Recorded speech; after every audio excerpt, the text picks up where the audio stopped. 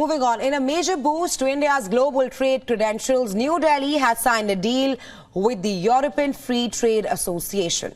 That's a four-nation bloc comprising Iceland, Norway and Switzerland, which will soon open an office in India.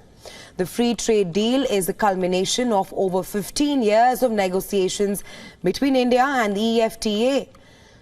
Indian Prime Minister Narendra Modi has called the deal a watershed moment in the bilateral ties between India and the four nations. He said, and I'm quoting here, "One of the most pioneering free trade agreements ever concluded between our countries. It emphasizes our steadfast commitment to shared prosperity." Union Minister Piyush Goyal echoed Prime Minister Modi's stance and claimed that the free trade agreement will generate more employment and aid their growth as well. Take a listen.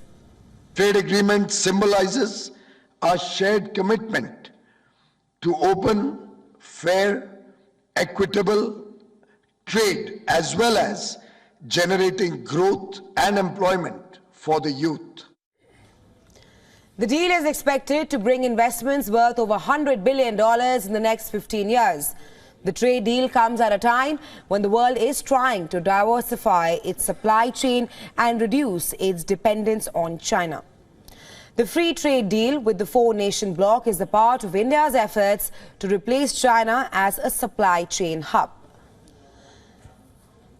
The $100 billion investment expected out of this deal could strengthen employment opportunities for Indians. The deal is also expected to help India's service sector, which contributes over 50% to the GDP. But there are a number of other sectors that could benefit from the deal. Well, India could see investments flow into the pharma, chemical sectors, food processing and engineering sectors. The four-nation bloc is also looking at joint ventures in these sectors. Well, the free trade deal will help diversify imports away from China, which runs a massive trade surplus with India. Ultimately, it is likely to play a big role in India's quest to become the third largest economy by 2027. For more on EFTA, our principal diplomatic correspondent, Siddhant Sibal, tells us more in this report. Take a look. India and the EFTA countries have signed a trade pact, the Trade and Economic Partnership Agreement.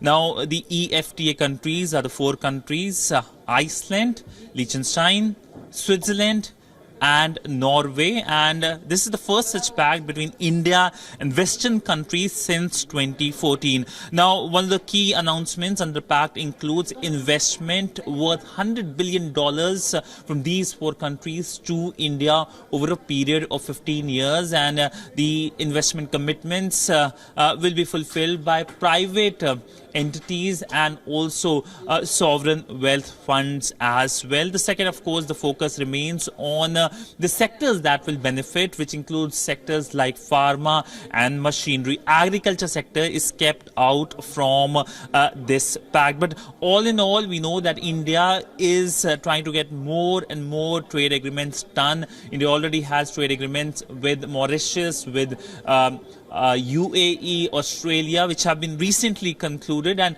talks are underway for free trade pact with EU bloc and the UK. It's also part of increased efforts to diversify supply chain agreements.